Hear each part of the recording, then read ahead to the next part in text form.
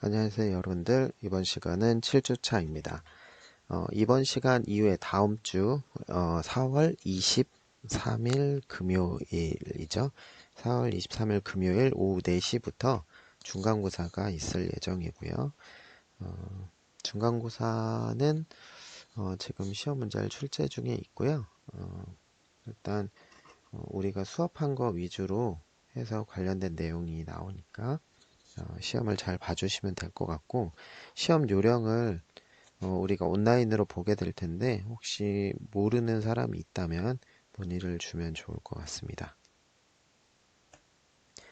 이번 시간은 7장이고요. 다윈과 진화라는 내용으로 수업을 해보겠습니다. 소단어는 이렇게 13개가 있네요. 자, 첫 번째는 다윈의 경험과 영향으로 진화론이 발표되었다. 자, 다윈이 이제 진화론을 연구한 사람이죠. 1859년 11월 24일 찰스 다윈은 자연 선택에 의한 종의 기원에 관하여 라는 책을 이제 출간하게 됐고, 자연 선택과 진화의 개념에 대해서 이제 소개하는 내용이 되겠습니다. 당시의 지배적인 생각들은 지구가 몇천 년밖에 되지 않았으며 서로 전혀 관계가 없고 변하지 않은 종들에 의해서 점유가 되었다. 그래서 고정된 종의 개념에 대해서 주장을 하고 있었는데, 다윈이 이것에 대해서 이제 반박하고 연구한 것에 대해서 이제 얘기를 했죠. 고대 그리스 기원전 350년 전에는 철학자인 아리스토텔레스를 비롯한 고대 그리스 사람들은 생물종이 영원하며 변하지 않는 것이라고 믿었다.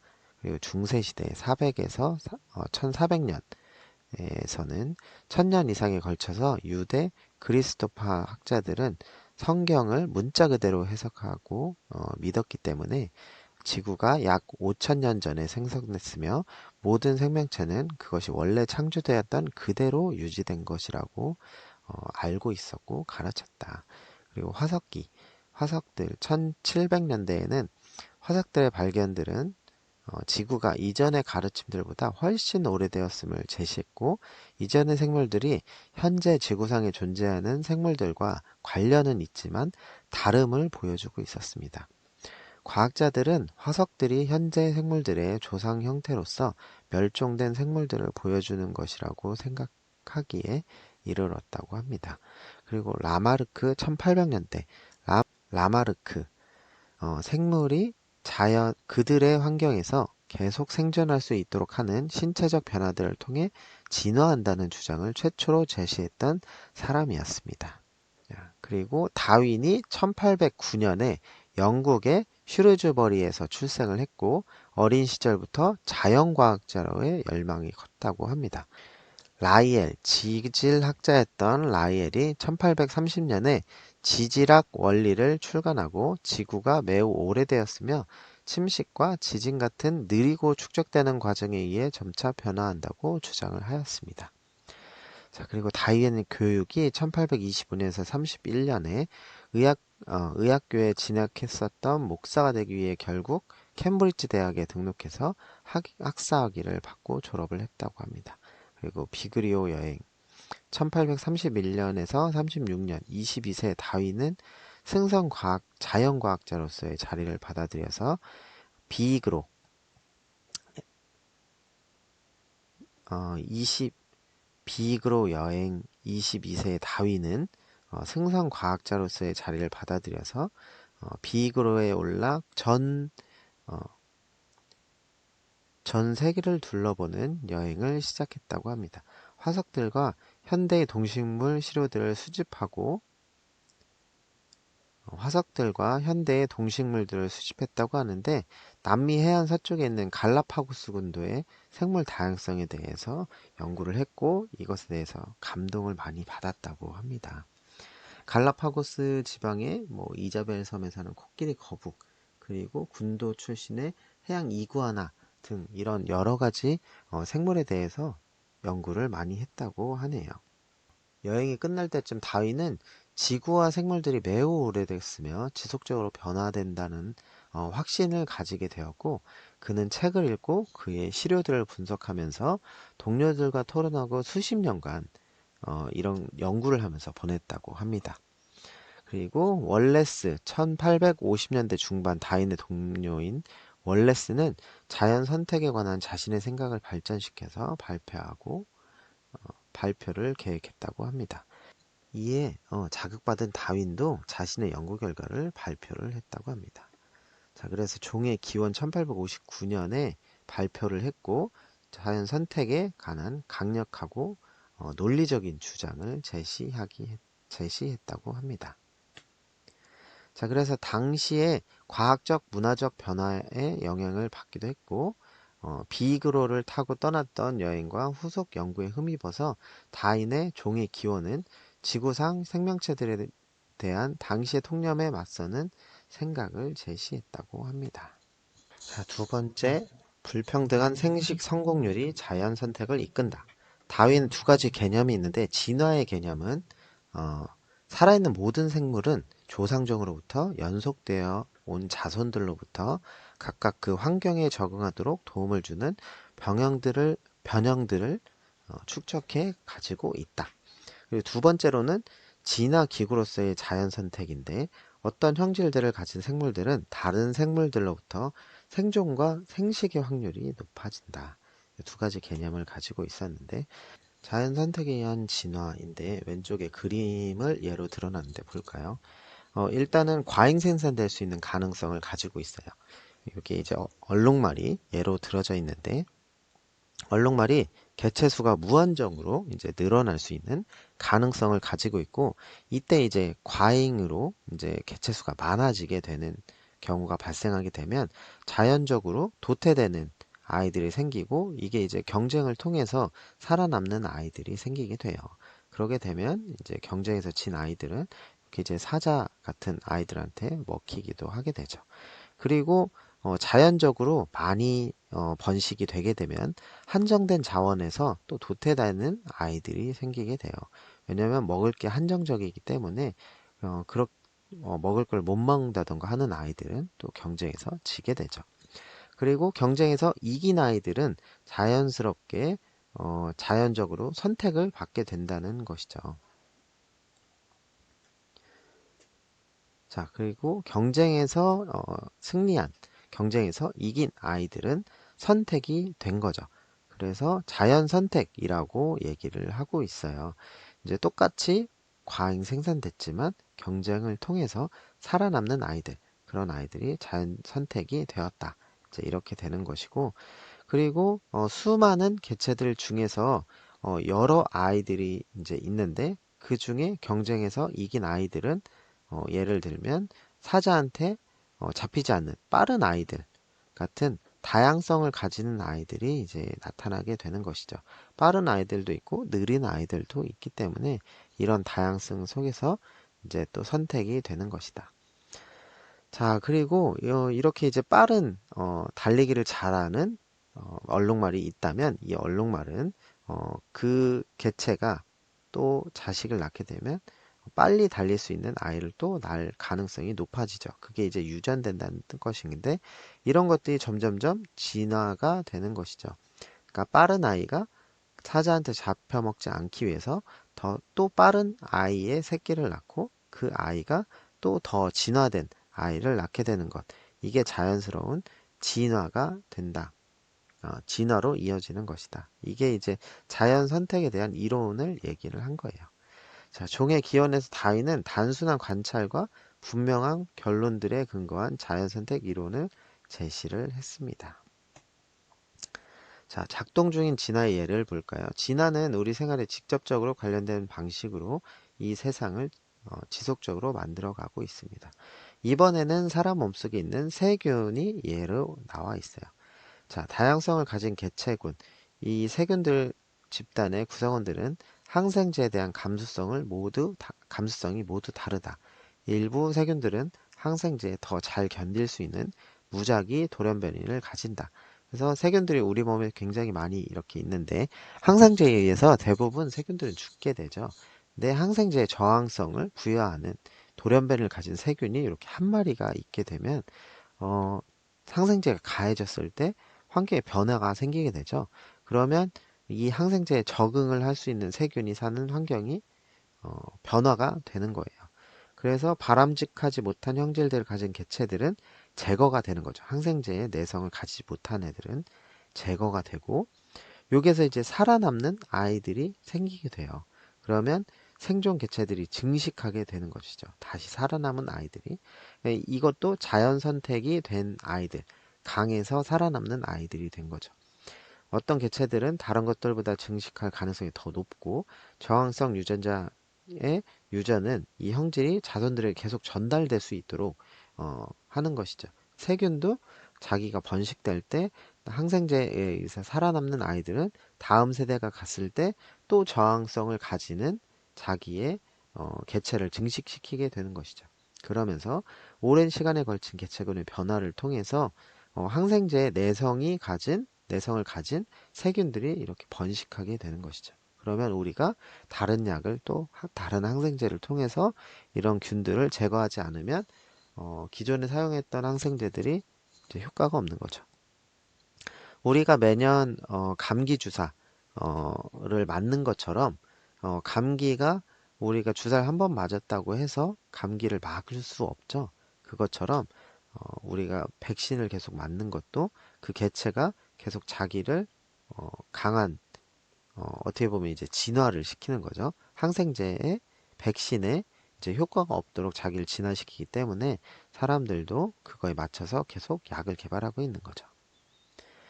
자, 여기서 한때는 가장 널리 사용되고 있던 항생제 페니실린이라고 가장 유명한 이제 항생제 중에 하나인데 이 페니실린 저항성 세균들이 많이 생기면서 이제 페니실린이 듣지 않게 되는 일들이 벌어지고 현재는 그래서 이제 백신들을 많이 개발을 하고 있죠.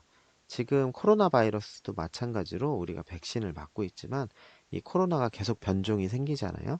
그런 것처럼 바이러스 또한 계속 진화를 하고 있기 때문에 이 바이러스가 계속 효과가 있는 것은 아니다. 그래서 사람들도 이 백신의 진화에 맞춰서 계속 약을 개발하게 되는 것이죠. 자, 진화의 개념에 대한 이해를 볼까요? 개체가 진화되는 것이 아니다. 한 가지 흔한 오해들은 개체들이 진화한 것이다. 그러나 자연 선택이 개체에 적응되는 것이긴 하지만 진화는 세대에서 세대를 걸친 집단 내의 변화이다. 하나의 생물이 진화하는 것이 아니라 생물들로 이루어진 개체군이 진화할 수 있다. 자연 선택은 유전적 형질을 통해 작동한다. 또 다른 오해는 개체들의 모든 신체적 특징, 예를 들어 근육량이나 머리 스타일 같은 것까지도 다음 세대에 전달되는 것이다. 그러나 유전자에 의해 암호화되어 있으며 다른 세대에 전달된 형질만이 그 세대의 생식적 성공에 영향을 미칠 수가 있다. 진화는 목적을 갖지 않는다. 마지막으로 진화가 각 세대를 통해 꾸준히 발전한 결과라는 것이 역시 흔한 오해이다. 자연 선택은 한 생물이 미래에 무엇을 필요로 하게 될지 예측하지 못한다. 진화는 언제나 그 당시의 국소적 환경에 대한 반응으로 발생이 되는 것이다. 자, 그래서 자연 선택에 의한 진화는 몇몇의 쉽게 관찰된 자연 현상에 대한 논리적 결론이다. 우리는 주변의 세계에서 이런 기작에 대한 증거를 발견할 수가 있다. 빠르게 진화하는 환경에서는 진화가 더 빠르게 일어날 것인가 아니면 더 늦게 일어날 것인가 라는 Q&A가 나와 있네요. 자, 세 번째, 진화는 우리 생활에 영향을 미친다. 생물의 적응, 시간의 흐름에 따라서 개체군 내에 호의적인 형질이 축적되는 것, 진화의 결과이다. 진화, 생물학을 관통하는 가장 큰 주제. 모든 생물체사에서 나타나는 놀라운 통일성으로부터 우리 주변에서 볼 수 있는 엄청난 생물 다양성에 이르기까지 다양한 생물학적 현상들을 설명해 준다. 우리 생활과 진화, 인의 선택. 다윈은 이런 말을 했는데요. 인간은 상호작용하는 생물종들에게 불평등한 생식 성공률을 강요해 왔다. 자, 인위 선택이란 것은 재배작물과 가축들의 선택적 교배를 얘기하는데 결과적으로 얻어진 가축화된 혈통들, 즉 인간의 요구에 잘 맞춰진 생물들은 그들의 야생형 조상들과는 별로 닮지 않았음을 알 수 있다. 야생의 딸기는 이런 식으로 생겼는데요. 이렇게 생겼어요. 근데 현재 우리가 먹는 딸기는 이렇게 생겼죠. 그래서 인위적으로 이렇게 이제 작물들은 인위적 선택을 통해서 이런 식으로 이제 지금 교배가 됐다. 그리고 강아지도 마찬가지예요. 회색 늑대는 인간이 수만 년 동안 길러온 모든 현대 개들의 조상이다. 이렇게 이제 늑대가 현재 우리가 지금 키우는 반려동물, 반려견들로 이렇게 인위적으로 선택이 돼서 여러 종이 이렇게 만들어졌죠. 우리 생활과 진화, 약재 저항성 생물들의 출현. 진화란 단순히 잘 추출된 개념이 아니라 매일 관찰 가능한 방식으로 일상생활에 영향을 미치는 힘이라는 것을 깨닫는 것이 중요합니다. 메칠실린 저항성 황색 포도상구균 MRSA라고 하는 균이 있는데 이 균은 여러 항생제에 저항성을 가지는 세균이에요. 그래서 특히나 이제 위생이 특히나 욕실이나 부엌 같은데 이제 위생을 철저히 해야 되고 그래야지만 감염을 막을 수가 있습니다.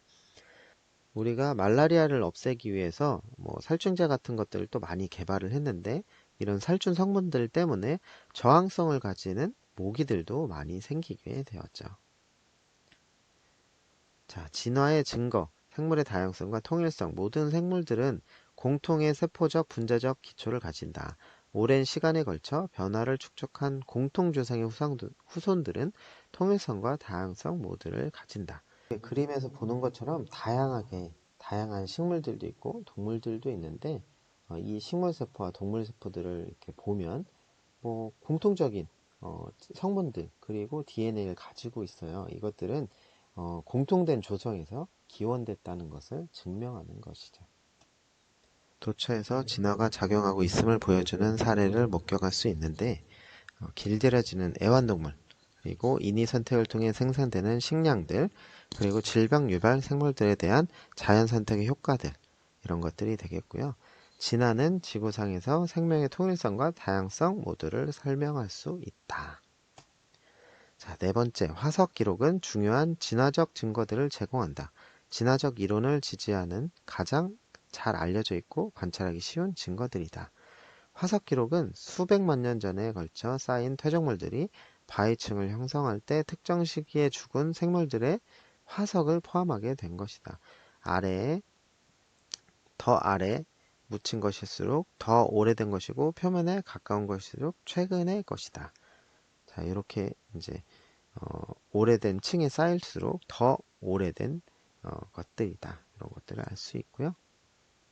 자, 화석 연대의 측정은 이런 식으로 이루어진다고 하네요. 살아있는 생물체의 환경으로부터 탄소 12, 탄소 14를 몸에 축적을 시킨 다음에 이게 죽으면 이제 이 비율로 통해서 이제 화석으로 되게 되는데 생물이 죽은 후에 탄소의 축적이 일어나지 않고 시간이 흘러서 조직 내에 탄소 10의 양이 변하지 않지만 탄소 14가 점점 꾸준히 질소 붕괴되면서 탄소 14의 양은 감소하게 되고 화석이 이제 발견됐을 때 탄소 12에 대한 탄소 14의 양을 측정해서 화석에 대한 믿을 만한 연대 추정을 할 수 있다고 합니다. 방사성 연대 측정법인데요. 5,700년마다 어떤 시료에 있는 탄소 14의 절반은 질소로 붕괴가 되는데 탄소 12는 일정하게 유지가 돼서 시료 내에 탄소 12에 대한 탄소 14의 비율을 측정해서 시료의 나이를 측정하고 있습니다. 다양한 방식으로 화석들이 형성이 되는데 퇴적 화석은 무기물이 죽은 생물로 스며들어서 유기물을 대체할 때 형성이 되고요. 그리고 매모드 같은 것들 이제 얼어붙어서 이제 생긴 화석도 있고 호박이라고 하는 나무 수액 어, 호박이라는 화석은 그 안에 이제 생물체들이 나타나는 것들 그리고 생은 화석이라고 있는데 이런 것들은 이제 동물들이 움직임 때문에 발자국 같은 것이 나타나는 행동을 알 수 있는 단서들의 화석들이 있다고 합니다. 자, 그리고 진화의 증거들, 전이형 화석들이 있는데 3,400만 년 전에 멸종된 고대 고래 바실로사우루스, 이 생전의 고래는 완전한 수세행이었음에도 과거에 땅을 걸어다녔던 흔적, 뒷다리를 잃지 않고 있었음을 또 보여주고 있다고 하네요.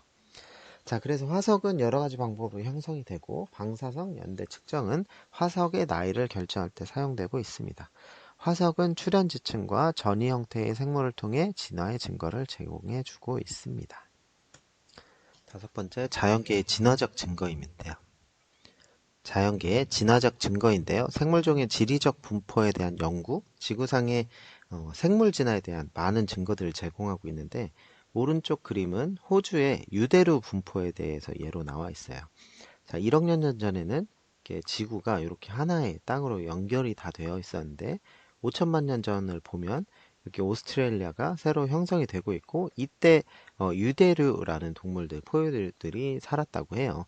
그리고 현재 이렇게 이제 호주에서 이렇게 진화가 되면서 유대류라고 하는 동물들이 이제 진화를 겪어서 이제 생겼다고 하네요. 그 중에 대표적으로 이렇게 캥거루 같은 것들이 있고요.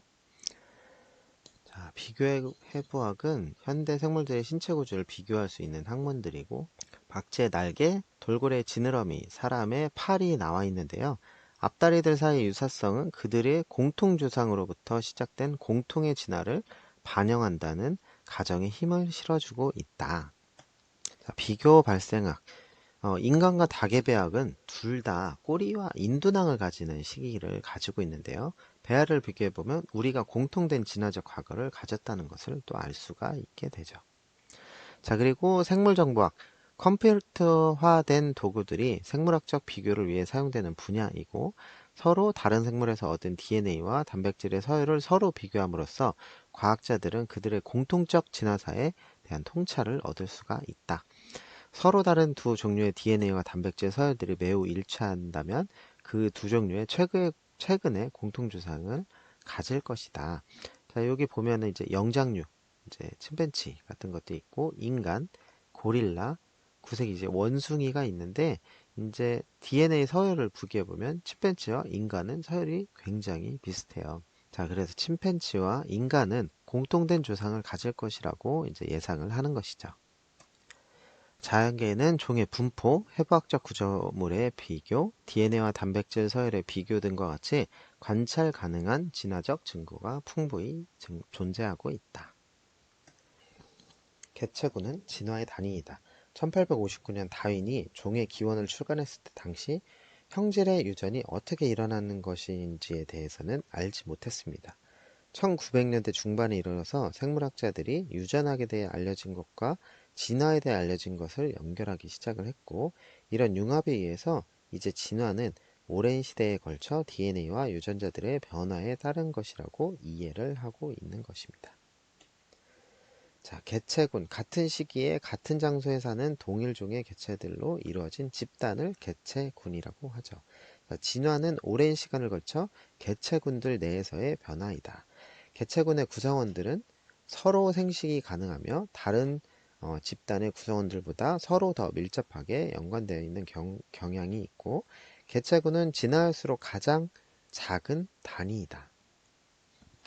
개체군은 진화할 수 있는 가장 작은 단위를 얘기합니다. 개체군은 진화할 수 있는 가장 작은 단위이다. 유전자 풀. 한 개체군 내에 존재하는 모든 형태의 유전자들을 유전자 풀이라고 하는데요. 돌연변이는 다른 버전의 유전자들을 생산하는 기작을 얘기합니다. 그리고 유성생식은 이 유전자들을 무작위로 섞어서 짝지어 줌으로써 새로운 조합을 만드는 것이고, 자연선택은 유전자 풀의 작용을 하고 있습니다. 생존을 촉진하는 형질들은 다음 세대로 전달될 가능성이 높으며, 따라서 유전자 풀 내에서 증가된 빈도로 나타날 것이다. 자, 소진화. 가장 작은 규모로 발생하는 진화를 소진화라고 얘기하는데요. 개체군의 유전자 풀 내에서 생기는 세대에 걸친 변화. 자, 어느 유전자의 어떤 형태로 생존과 생식에 이롭다면 그 유전자의 버전은 자연 선택에 의해서 선호될 것이고 시간이 지나면서 그 유전자 버전이 유전자 풀 내로 빈번해질 것이다. 자, 여기 이제 토끼가 있으면 유리한 유전자들을 가진 것들이 있고 초기의 개체군들이 이렇게 있어요. 자, 그렇다면 이제 진화를 통해서 2세대에서도 이 유리한 유전자들이 이제 진화로 유전이 될 것이고 이것들이 점점 세대를 걸쳐서 이게 많아지게 되는 것이죠. 그렇게 된다면 시간에 따라서 유전자 풀 내에 이 이로운 유리한 유전자가 계속 개체군에 많이 발현이 되게 될 것이고 이게 바로 소진화라고 합니다. 자, 그래서 진화는 유전자 풀을 변화시킴으로써 개체군 사이에 교배가 가능한 동일종의 구성원들에 작용한다. 그래서 소진화는 유전자 풀에서의 세대 간 변화를 말한다. 자, 일곱 번째, 진화를 일으키는 몇 가지 방식. 소진화는 종들이 지역 환경에 점차 적응하도록 하는 것이다. 소진화에 기여하는 유전적 사건들. 자, 유전적 변화의 방법. 첫 번째는 돌연변이들이 있고, 두 번째는 유성 생식에 의한 재조합이 있다. 자, 두 가지 과정은 모두 무작위적이고, 일단 변이들이 생성되면 생존과 생식의 성공을 증가시키는 유전자들의 새로운 조합들은 자연 선택에 의해 더 선호가 될 것이다. 자, 유전자 풀이 변화하는 방법, 돌연변이를 보면 DNA의 무작위적 변화들이고 생물에 영향이 없을 수도 있고 부정적 영향을 미치거나 혹은 생존을 증가시키는 긍정적인 영향을 미치기도 한다. 자, 특정 유전자 내의 돌연변이율은 보통 매우 낮지만 한 개체군 내의 모든 유전자들을 고려하면 돌연변이들은 누적적으로 중요한 역할을 미친다. 원래 유전자가 이렇다면 이제 돌연변이가 만약에 생겨서 이 부분의 유전자가 이제 바뀔 수 있다. 앞에서 본 것처럼 이렇게 작은 부위가 변하는 것은 점 돌연변이가 일어날 수 있는 것이죠. 자, 두 번째로는 유성생식 재조합. 배우자들 정자, 난자 형성 중에서 염색체들은 교차에 의해서 서로의 조각을 교환하고 무작위로 서로 분리된 독립적 분리를 겪는다. 기존 유전자들의 새로운 배열을 생산하게 되는 것인데 돌연변이와 유성생식 재조합 과정 때문에 특정 개체에 의해 생성된 배우자들은 유전적 조성이 매우 다양하게 된다. 자, 이렇게 이제 염색체 간에 이제 조각을 교환하는 것들이 일어날 수 있다는 것이죠. 다윈의 적응도, 한 개체가 그 유전자를 다음 세대에 기여하는 정도를 다른 개체와 비교한 것이고, 적응도는 생산된 건강한 자손의 수로만 측정이 된다. 한 생물이 개체군의 진화 경로에 기여하는 유일한 방법이고, 적응도를 향상시킬 수 있는 여러 가지 적응 현상들, 이렇게 이제 나무와 똑같이 위장을 한다던가 이런 것들이 이제 적응을 한 것이죠.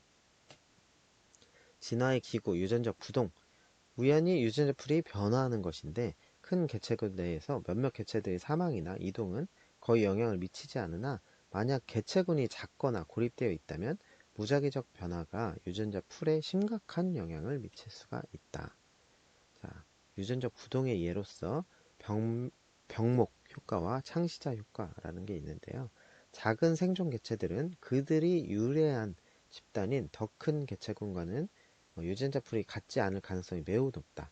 우연히 유전자의 일부 버전이 원 집단보다 더 많아지거나 더 희귀해질 수가 있다.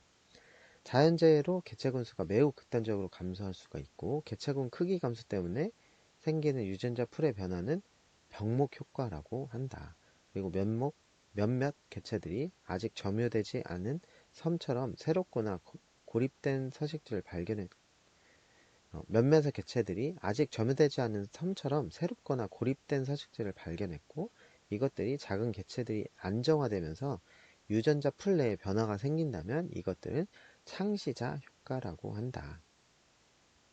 치타, 1800년대까지는 치타들이 사냥에 의해서 거의 멸종이 가까웠었는데 병목 효과 때문에 오늘날의 생존 개체들은 과거의 집단에 비해서 훨씬 균일한 유전자 풀을 갖게 되었다. 두 번째로 유전자 흐름. 대부분 개체들은 고립되어 있지 않으며 개체들이 개체군 내로 들어오거나 나갈 수 있다.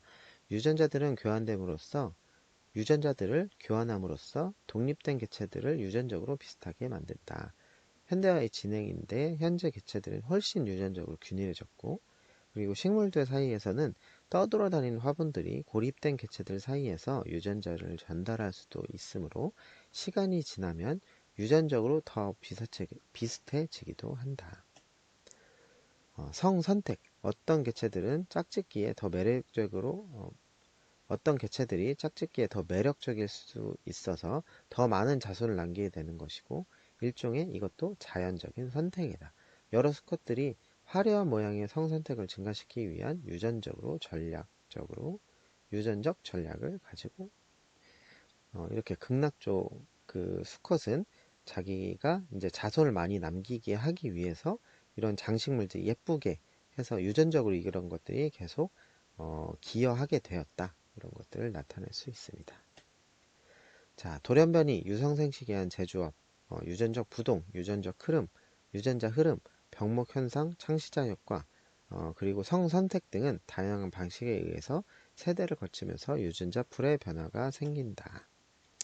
자, 8번째, 지질학적 기록으로 살펴보는 생명의 역사, 지구의 지질 변화와 지구의 생명 다양성.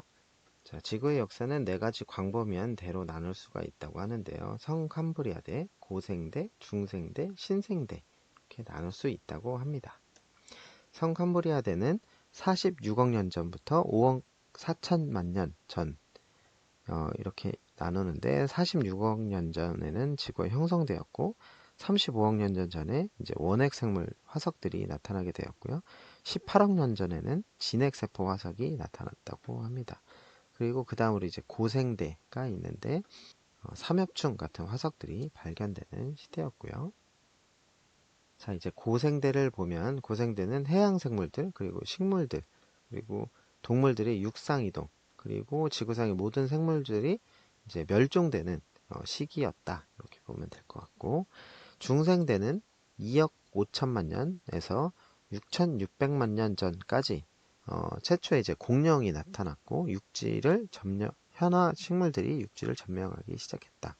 그리고 이제 신생대가 6,600만 년부터 현재까지인데, 이제 공룡은 멸종했고 포유류들이 이제 생기기 시작했고요. 회복적으로 현대인들이 출현하기 시작했다. 그러면서 현대까지 오게 되었죠. 판 구조론. 우리가 이제 땅에서 이렇게 생활을 하고 있잖아요. 지구 표면은 사실상 이제 계속 움직이고 있기 때문에 사실은 조금씩 모양이 지구의 형태가 바뀌고 있는데요. 자, 일단 지각판은 멘틀이라고 하는 매우 뜨거운 암석층 위에 떠 있는 거대하고 불규칙한 모양의 지각 덩어리들을 지각판이라고 얘기를 하고요. 그리고 단층선, 지각판이 만나는 곳, 이게 이제 단층선인데, 이 부분에 지진이나 화산 활동 같은 것들이 많이 일어나게 되고, 지속적으로 대륙의 지형을 재구성하고 있으며 장기적으로 지구 생명의 진화를 바꿀 수가 있다. 지각판들이 이동하고 있기 때문이고요. 자, 그리고 판게아, 2억 년 전에는 하나의 땅덩어리로 이렇게 이제 연결이 되어 있었는데, 1억 년 전에 판이 나누어서 대서양이 생기기 시작했고 대륙이 분리가 되었다. 자, 지질학자들은 독특한 생물종의 출현에 따라서 지구의 역사를 4개의 큰 시대로 구분하고 있는데, 지구 표면을 구성하는 지각판의 지각적 이동은 생명의 역사에 매우 큰 영향을 미친다. 자, 9번째로 대지진. 9번째, 대진화는 큰 규모의 변화를 포함한다. 대진화, 생물들의 급진적이고 규모가 큰 변화를 얘기를 하고요. 신종의 출현, 대멸종, 그리고 새로운 형태의 생물들이 다양해지는 이런 현상들이고, 생명의 역사에서 생기는 중요한 변화를 모두 포함하고 있다. 그리고 종의 분화, 진화에 의해서 신종이 형성되는 것인데 지구의 생명 다양성을 증가시키게 되었다. 종 분화는 2가지 기작이 있는데 분기 진화, 비분기 진화가 있다. 자, 진화의 패턴 비분기 진화를 볼까요? 비분기 진화는 조상 개체가 시간이 지남에 따라 점진적으로 변화하여 결국 시작했을 때와는 다른 종이 되는 것인데, 처음에 이런 모양의 나비가 있었다면 현대는 이렇게 이제 아예 달라진 종으로 이제 진화를 하게 되었죠. 분기 진화를 보면 분기 진화는 조상 개체들이 둘 이상의 개체에서 나누어져서 각각 점진적으로 새로운 종으로 진화돼서 시작종뿐만 아니라 서로의 분명히 다른 종이 되는 것인데 조상종이 이렇게 생겼으면 서로 다른 종으로 완전히 달라지게 진화를 하게 되는 것이죠. 새로운 특징의 출현, 새로운 특징의 진화, 새 비행, 인간의 직립보행, 현행 식물들의 꽃 이런 것들이 이제 대규모 진화를 이루게 된 것인데요. 새들 보면 이렇게 이제 털은 갖고 있었지만 날개들도 있었고 했는데 못 날랐다고 해요. 근데 지금은 새들이 많이 날아다니고 있죠. 그리고 인간도 마찬가지로 네 발로 걷다가 지금은 직립보행 두 발로 걷고 있죠. 그리고 꽃들도 예전의 꽃들과는 많이 다르게 이제 변화를 갖게 되죠. 꽃의 향기가 더 난다던가 꽃잎이 작아진다던가 뭐 이런 변화들을 이루게 된 것이고요. 그리고 화석 한 가지 역할을 하던 구조가 점차 다른 기능을 하게 되는 것을 보여준다. 자, 그리고 화석 기록들을 보면 한 가지 역할을 하던 구조가 점차 다른 기능을 하게 되는 것을 보여주고 있고요. 그리고 새로운 구조의 진화, 공룡 조상들 중에서 민첩성을 매우 높여주고 포식자를 잘 피할 수 있도록 하는 가벼운 골격을 가진 개체들. 시간이 흐르면서 이 계통들은 멀리 뛸 수 있는 능력으로 진화시켰고 짧게 활공하고 그리고 결국 완전히 날 수 있게 되는 진화를 가지게 되었죠. 자, 새로운 구조의 진화들 중에서 공룡 조상들 중에서 민첩성이 매우 뛰어나고 포식자들로 잘 피해 다니는 그런 개체들은 시간이 흐르면서 잘 뛰고 멀리 뛰는 어, 능력을 갖게 되고 그리고 이제 날게 되고 해서 결국은 이제 하늘로 날아다니는 이런 진화를 가지게 되었다. 자, 대멸종인데요. 지구에 형성되고 현재까지의 기간 중에 요 기간에 많은 종들이 사라졌다는 것을 알 수가 있어요. 그래서 이게 공룡이나 모든 생물 중에 90%가 사라지는 시기도 있었고요. 공룡이 있었다가 또 거의 다 지금 공룡이 없잖아요. 다 멸종을 하게 됐죠. 자, 최근 대멸종 6,500만 년 전에 공룡이 이제 다 멸종하게 됐는데 6,500만 년 전쯤에 유성 혹은 소행성이 멕시코의 유카반 반도를 강타하고 칙술럽 분화구가 생성이 돼서 이제 많은 공룡들이 이제 죽게 되고요. 지구상의 공룡 대부분과 다른 생물들 다수가 없어졌다고 하네요. 공룡의 대멸종과 포유류의 방산. 포유류는 비교적 작고 소수였다가 공룡이 멸종 이후에 빠르게 이제 서식을 하게 됐죠. 그래서 대멸종이 되고 나서 코끼리, 들소, 돌고래, 갈색종, 박쥐 등 많은 포유류들이 생기기 시작했죠. 생명의 역사에서 발생하는 주된 변화는 생명의 역사에서 발생하는 주된 변화인 대진화에는 신종의 형성, 생물학적 혁신의 진화, 그리고 대멸종 후 생존자들의 변화 등이 포함이 된다. 자, 열 번째 종은 생식적 장벽에 의해 유지된다. 종이란 무엇인가? 종은 라틴어의 외모를 뜻하는 말에서 기원이 되었고요. 가장 흔하게 사용되는 종의 정의는 서로 교배가 가능하여 생식력 있는 건강한 자손을 생산할 수 있는 개체군이다. 서로 다른 혈통의 두 개가 매우 다르게 보인다 해도 그들은 대부분 서로 교배가 가능하며 건강한 자손을 생산할 수 있다. 마찬가지로 모든 인간도 같은 종의 구성원들이다. 자, 서로 다른 종. 동부 돌종다리, 서부 들종다리. 이제 매우 비슷하지만 이 두 새는 서로 다른 서식지를 점유하며 자연적으로 교매를 하지 않는다. 같은 종. 이제 모든 개는 한 종의 구성원들이다. 그래서 강아지들은 다른 종들이라도 이제 생식을 하죠. 자, 종은 자연적으로 그리고 성공적으로 교배할 수 있는 능력에 의해서 구별이 된다. 종 정의의 한계는 무성생식하는 생물들 같은 경우랑 멸종한 생물들은 우리가 잘 알 수가 없기 때문에 불가능하다. 정의가 불가능하다. 자, 그리고 생식 장벽. 종의 분리는 하나 혹은 그 이상의 격리기구가 서로 다른 종 구성원들 사이의 교잡을 방해하기 때문에 발생한다. 자, 오른쪽 생식 장벽의 얘의 그림인데요. 행동학적 격리, 그 공작새 같은 경우에는 수컷이 이제 예쁜 꼬리를 보여줌으로써 이제 짝짓기를 하게 되는데, 이런 것들을 이제 암컷은 보고서 판단을 하게 되죠. 그리고 두꺼비 같은 경우에는 짝짓기 시기가 있기 때문에 그 시기에 맞춰야지만 할 수 있는 거고, 그리고 고립된 장소 같은 경우에 있는 이런 나무들 같은 경우가 있고요. 그리고 기계적 불합성은 이제 짝짓기를 할 수 있는 해박적 구조가 이제 맞지 않기 때문에 그런 것들. 그리고 이제 배우자 불화합성, 이것들은 이제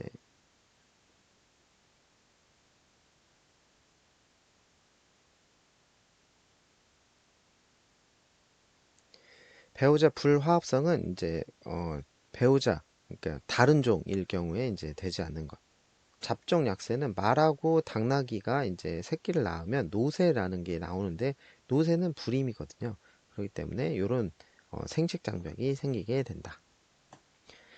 자, 생물학자들은 보통 종을 성공적인 교배가 가능한 개체들의 집합으로 정의를 하고 있는데, 하나 이상의 생식적 격리 기구들이 서로 다른 종 간에 건강한 자손이 생긴 것을 방해를 한다. 자, 11번째, 종 분화는 다양한 방법으로 일어날 수 있다. 대진화, 신종 형성에 초점을 맞춘 것이고, 종 분화, 하나의 조상종이 하나 이상의 새로운 종을 진화할 때 발생한다. 핵심적 사건, 하나의 개체군이 서로 고립된 둘 이상의 개체군으로 분리되는 것이다.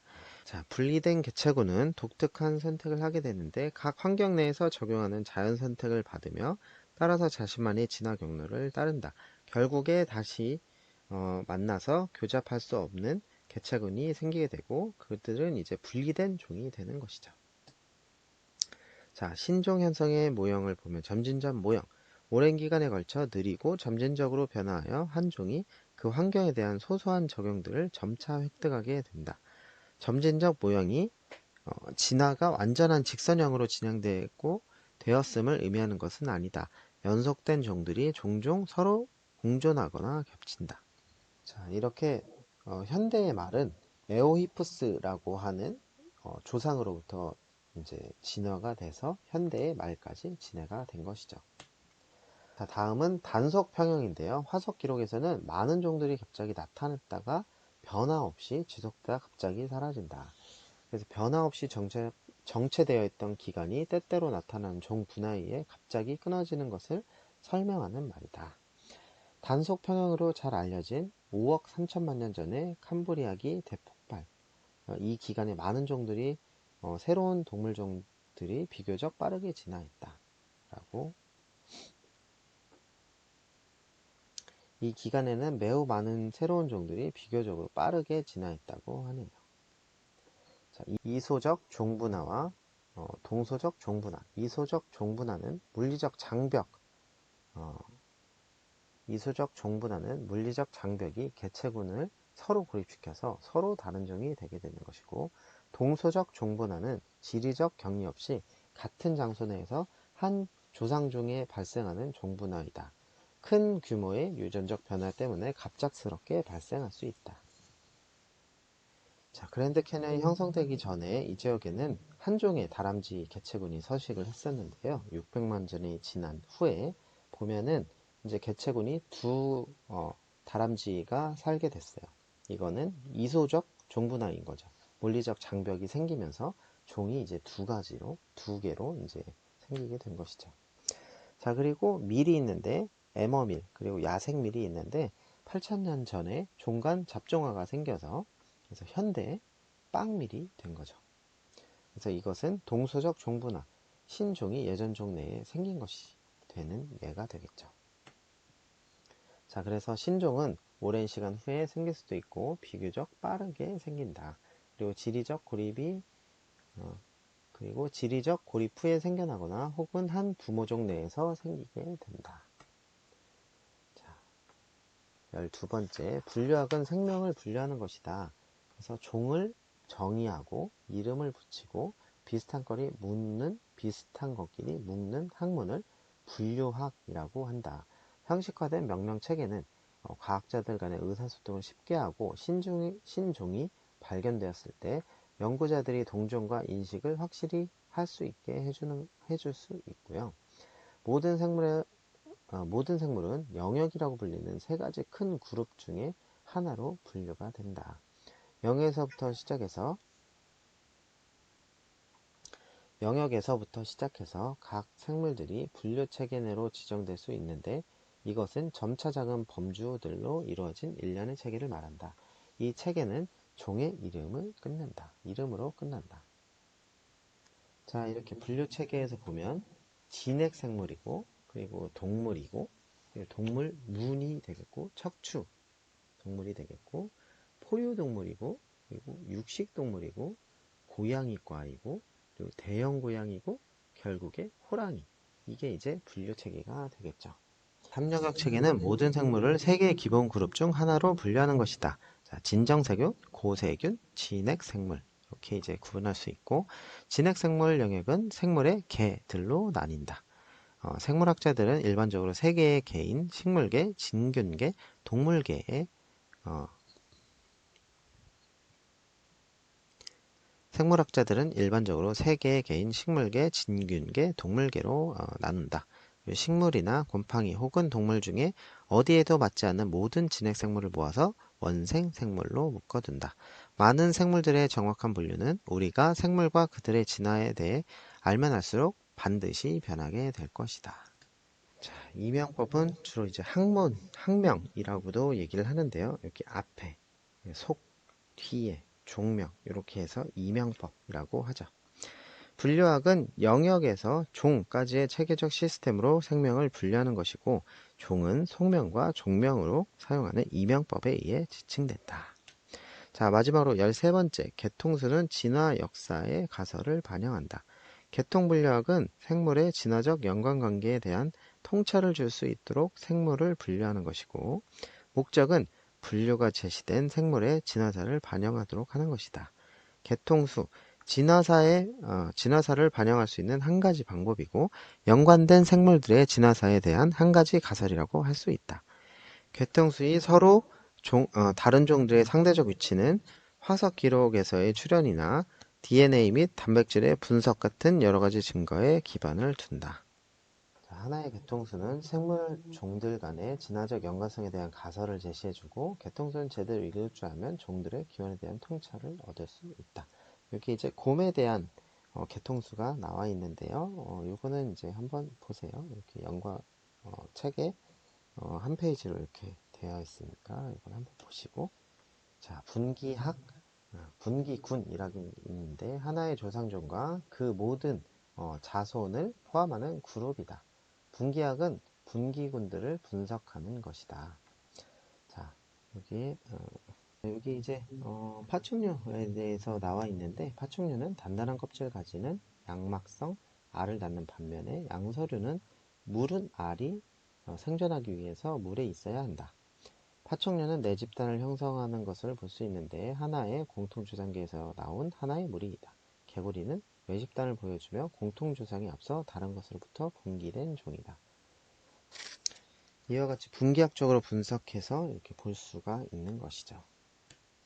개통수는 생물의 공통된 진화 역사에 대한 가설을 제시하고 개통수를 잇는 것은 같은 조상의 후손종인 분기군에 대한 통찰을 제공해 준다. 자, 이렇게 이번 시간에 7장에 대해서 알아봤는데요. 7장은 진화에 대한 내용이니까 여러분들이 공부하는 데 있어서 재미나 흥미 유발이 됐으면 좋겠네요. 자, 이번 시간에도 수고하셨습니다.